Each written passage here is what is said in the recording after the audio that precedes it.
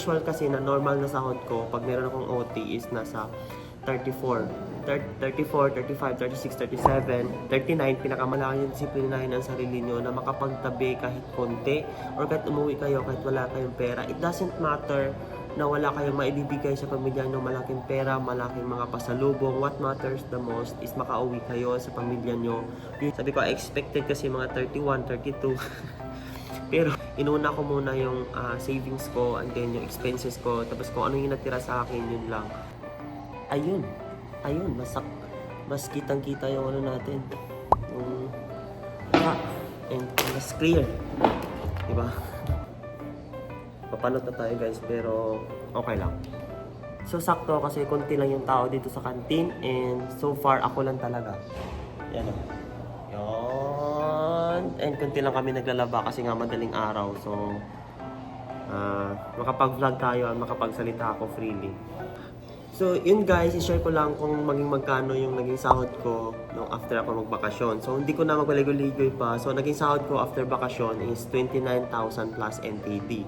So sa 29,000 na yon, i-convert nyo yon into peso times mo sa 1.8, yun yung parang maximum palitan, is nasa almost 60,000 siya. Okay, almost 60,000 na, siguro nasa mga 50 plus. So wag nyo na i-stop ang video kasi explain mo ko kung bakit. Diba? So nagbakasyon ako sa Pilipinas ng 14 days. So yung bakasyon ng 14 days na yon, bayad yon. So kumbaga, pasok yun sa basic pay. So bakit, sabihin nyo, bakit mababa pa rin Kois or Sir Kois na kahit bayad yung bakasyon nyo?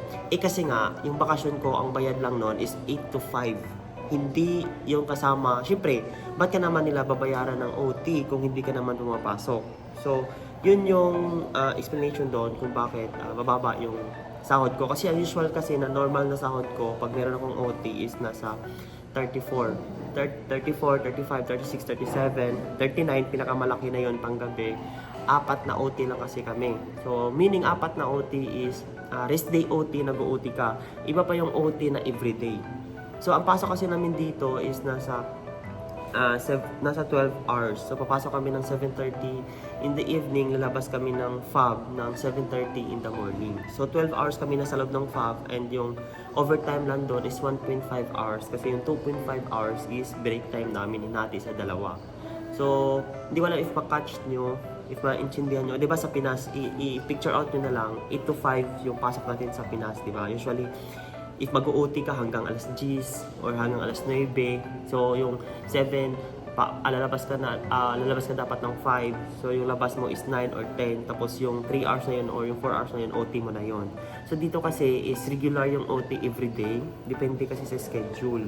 So for example, ang schedule namin is 4-2, so may automatic na OT ka na 7:30 to 7:30 yung labas mo. So 12 hours. Pero yung OT is 1.5 lang. Pero usually kasi meron din iba dito na yung OT nila is 1 hour lang yung break time, 30 minutes, 30 minutes.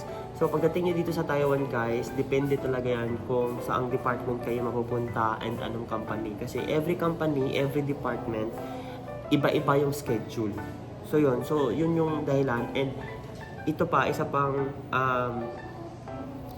reason kung bakit ako bumaba din sahod kasi nag-sick leave ako. So bawas din yun sa sahod ko. So ang sick leave is nasa kalahati lang yung bayad sa'yo.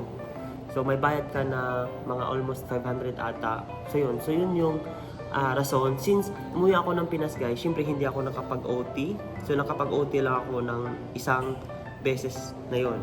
So yun. So, pero isa namang realization ko din sa pag-uwi ko ng Pinas, unang-una nasulit ko siya kasi nga syempre kapag bakasyon ka, naka-spend time with your family, and pangalawa parang na-recharge yung sarili ko na magtrabaho ulit kasi nakita ko yung realidad, yung real situation kung ano yung nangyari sa pamilya ko doon sa Pinas. And ito talaga yung parang tip ko sa atin ng mga FWs, wag niyong isadsad yung sarili niyo na magtrabaho dito sa ibang bansa.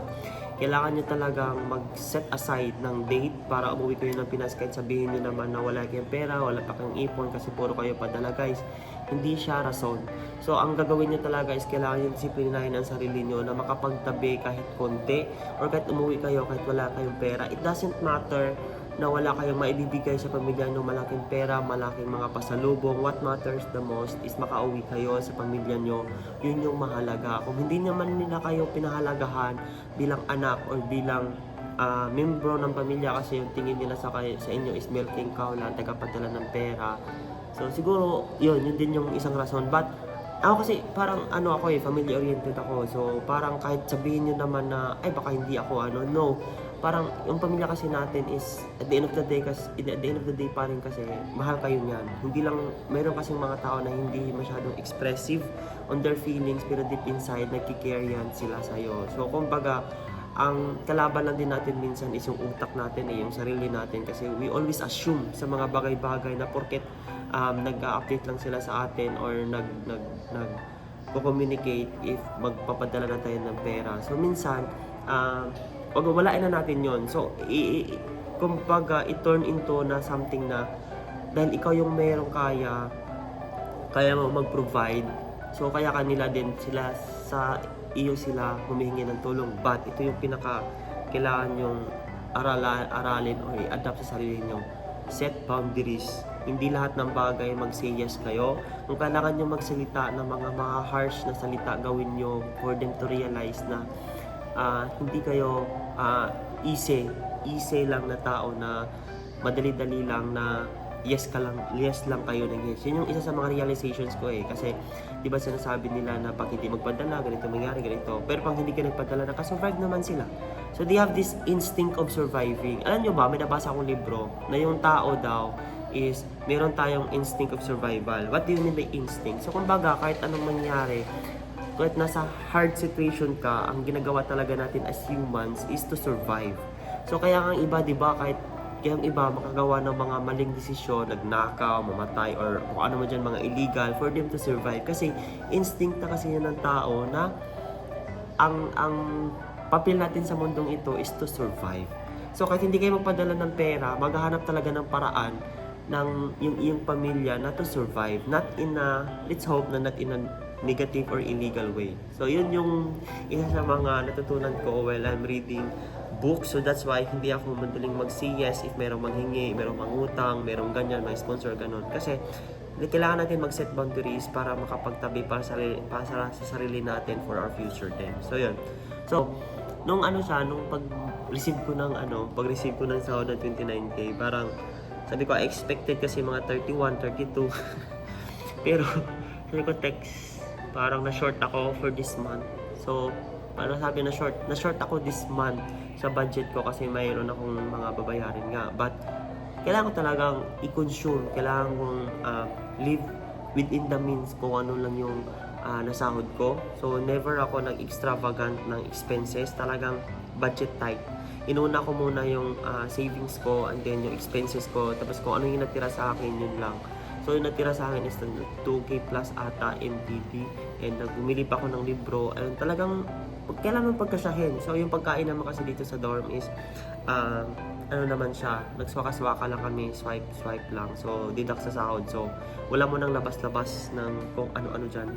So kailangan mo mag-strict sa budget talaga. So yun yung isa sa mga dapat natin matutunan as OFW. Marunong tayo mag-stick sa budget natin.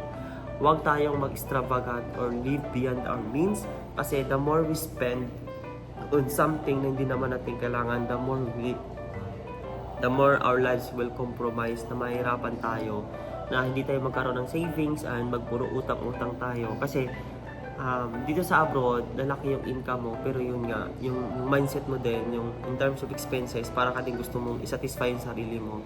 Pero yun nga, at the end of the day, magtataka ka, bakit wala akong naipon, wala akong naitabi, kasi nga, hindi ka nag-stick sa budget plan mo. So yun lang yung isa sa mga realizations ko or naging aral ko. Nung after ko bakasyon, nagkaroon ako ng sahod ng ganito, and yun. So, yun lang. So, thank you so much for watching this vlog, guys. And shout out kay Edgar na nagpa-shout out siya. So, God bless sa'yo, guys. And kita-kits dito sa Taiwan. And long land for today. Bye-bye, God bless, and good night.